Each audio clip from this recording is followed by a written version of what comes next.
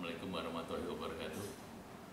Pagi ini saya berada di kantor wilayah Kementerian Hukum dan HAM di Pekanbaru.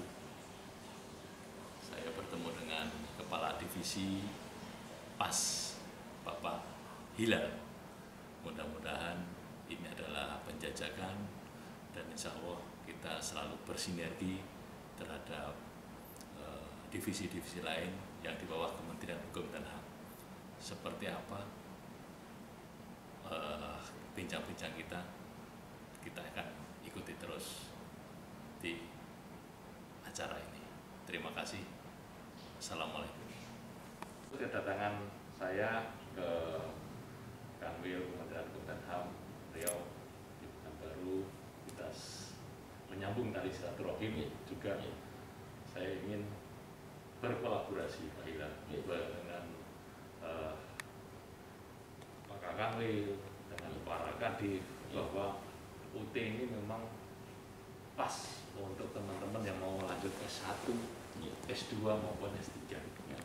Kita punya S1 hukum yang memang didesain untuk teman-teman yang dari Polsuspas, kemudian maupun dari divisi-divisi yang lain.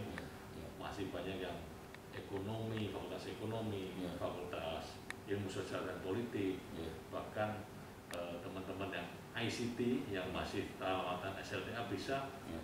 Kita punya fakultas sains dan teknologi, punya program studi teknologi informasi, sistem informasi, juga ada akuntansi keuangan publik, juga bahkan kita punya prodi baru yang untuk sentra-sentra pariwisata. Kita tes case di sana, Ambon, Denpasar, Lombok, dan di Batam. Itu memang prodi baru dan kita baru launching dan evaluasi. Termasuk kita punya doktoral, doktor ilmu manajemen dan doktor administrasi publik. Ini sudah jalan. Semester depan kita sudah semester kedua, kita masih tahap matrikulasi Pak Hilal. Jadi pangsa pasar kita yang doktoral ini, kita memang Pekanbaru tidak mendapatkan slot satu kelas, tapi yang dapat slot satu kelas memang teman-teman yang memang skopnya besar seperti Surabaya, Serang, dan Jakarta. Karena Kemendikbud minta 3 itu dulu untuk tahap evaluasi. Evaluasi itu pada bahkan di Wali Kota Madiun, kemudian teman-teman yang praktisi banyak sekali yang diambil S3. Nah, mungkin Pak Hilal punya gambaran untuk skop Riau seperti apa ke depan. Monggo Pak Hilal, saya sampaikan. Jadi kami sangat berterima kasih Pak Direktur. Memang kami di mana tempat, apa yang bisa kami lakukan ya kami lakukan. Tidak besar, kecil pun jadilah.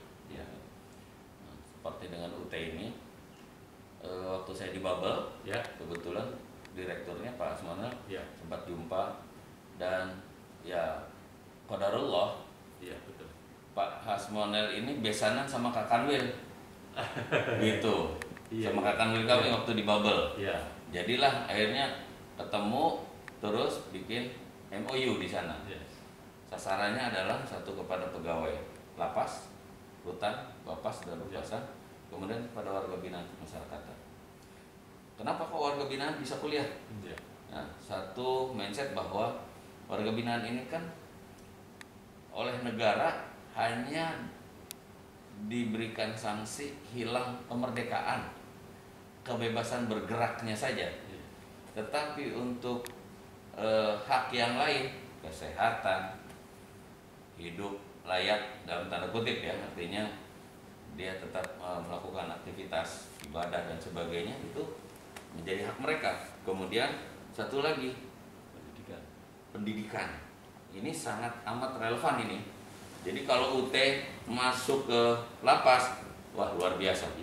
Dan kami pun memberikan kesempatan kepada warga binaan yang mau ikut kuliah di UT ini, S1, S2, S3, kami persilahkan. Kalau memang banyak peminatnya, bahkan bisa memberikan kami kesempatan untuk membuat classroom sendiri gitu, termasuk kepada para pegawai. Nah kemarin seperti yang mungkin Pak Direktur sudah jajaki ke beberapa UPT lapas rutan di Riau ini, yang pertama kami apresiasi dan terima kasih, karena bagaimanapun untuk kami peningkatan kompetensi itu adalah hal yang utama ya, selain daripada komitmen, membangun komitmen kepada jajaran kami. Kenapa? Karena dengan mempunyai kompetensi yang memadai, dia dengan sendirinya dapat mendukung kinerja yang bersangkutan. Ini arah kami ke sana Pak. Ya.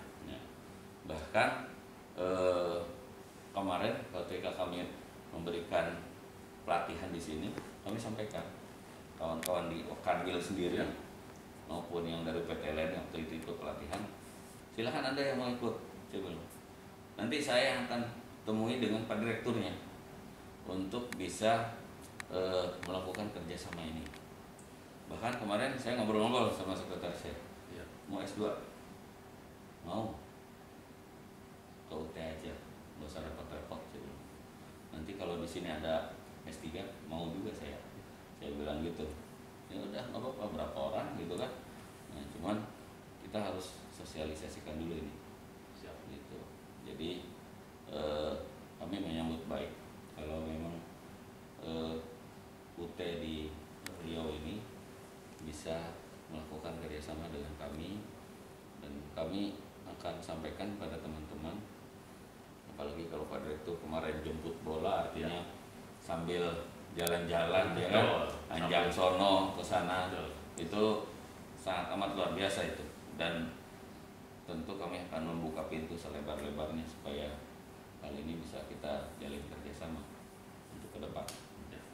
Terima kasih Pak Ilham. Jadi memang saya punya inisiatif waktu itu, saya minta izin sama Pak Ilham, minta kontaknya, bahkan nanti juga saya kebagian si api-api minggu ini. Insya Allah nanti saya akan jajaki juga kepala-kepala di sana yang di bawah lingkup Kanwil Gakumham. Kemudian kita juga ya jadikan pertemanan, seperti apa.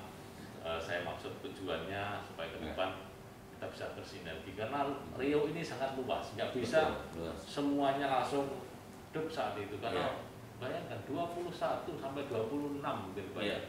Kalau kita bincang-bincang dengan teman-teman, itu bukannya skop yang kecil, dan ini yang kita urus ribuan Pak. Betul, ribuan. Mungkin dengan UT dengan kapasitas ribuan seperti itu nggak ada batasan, semuanya bisa kita akomodir, karena borderless tadi, classroomless, jadi bisa fully online juga bisa. Kalau hanya untuk classroom itu tambahan, namanya tugas, namanya tutorial tatap muka. Itu bisa 2 atau 3 mata kelas ditutorkan atau 4 mata kelas ditutorkan, tergantung pilihan. Namun untuk yang skop yang luas, apalagi kita tahu kemarin Pak Menteri merekrut ribuan ASN baru, dan itu pun rata-rata mereka tamatan SLTA. Itu memang harus kita dorong untuk bisa lanjut karir, karena memang dalam jangka waktu tertentu dia tidak akan bisa pindah ke instansi ke tempat lain. Ya, sambil menunggu lah. Kalau S1 kan cuma 4 tahun Pak. Selesai kan. Karena mereka ada perjanjian dari 2017 yang PNS baru itu mereka 10 tahun tidak boleh pindah dari tempatnya, tidak boleh mengajukan. Gitu. Terus untuk penyelesaian ijazah mereka boleh kuliah, tapi untuk pengajuan penyelesaian ijazahnya setelah 8 tahun masa tugas. Kalau dulu kan tidak ada dibatasi. Nah, karena pelajaran yang dulu-dulu itu baru 2-3 tahun udah pernah pindah, jadi nggak karu-karuan. Nah, sekarang sudah diatur, mereka membuat surat pernyataan 8 tahun baru boleh proses penyelesaian ijazah dari pangkat saat itu untuk naik ke golongan 3. Nah, kalau S1 kan golongan 3 naiknya. Kemudian pindah juga itu dibatasi dengan 10 10 tahun baru boleh mengajukan pindah. Dan itu memang ini kesempatan yang luar biasa Pak Hilal. Jadi memang alhamdulillah qadarullah kita bisa bersinergi, dan ini yang kita garap ini bukan skop yang kecil, skop yang luas dan butuh energi yang luar biasa.